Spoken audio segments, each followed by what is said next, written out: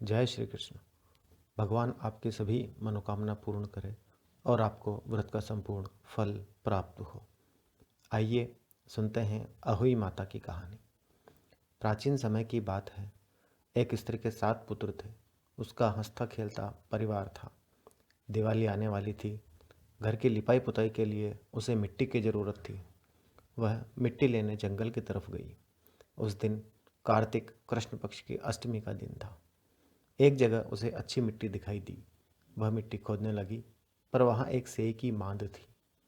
जब वह मिट्टी खोद रही थी तो अचानक उसके कुदाली सेई के एक बच्चे को लग गई और सेई का बच्चा तुरंत ही मर गया।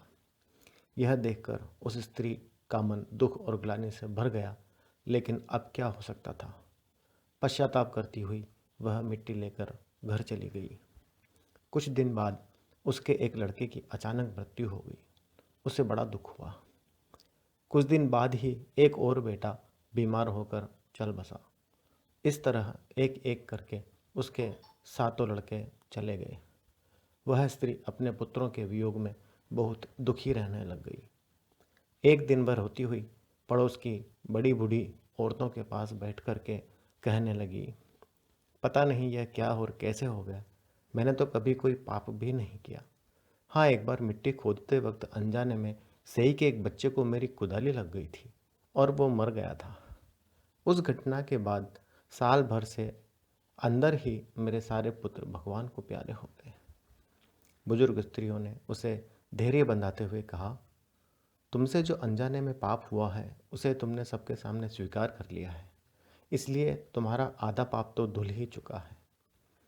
अब तुम उसी अष्टमी को माँ भगवती के पास सेई और उसके बच्चों का चित्र बनाकर उनकी पूजा करो। ईश्वर की कृपा हुई तो तुम्हारा सारा पाप धुल जाएगा और फिर तुम्हें पहले की तरह पुत्र प्राप्त होंगे।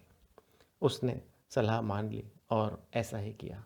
जब कार्तिक कृष्ण पक्ष की अष्टमी आई तो उसने उस दिन व्रत किया और विधि विधान से पूजन भी किया। माता की कृपा हुई और वह स्त्री सारे दोषों से मुक्त हो गई और माँ भगवती के आशीर्वाद से उसे फिर से 7 पुत्रों की प्राप्ति हुई। विनती करते हैं, हे माँ भगवती, जैसे उस स्त्री को पापों से मुक्त कर पुत्र रत्न प्रदान किए, वैसे ही सब पर कृपा बनाए रखना। कहानी कहने, सुनने वाले और हुंकार भरने वाले सभी पर आशीर्वाद बनाए रखना। बोलो भगवती माँ की जय।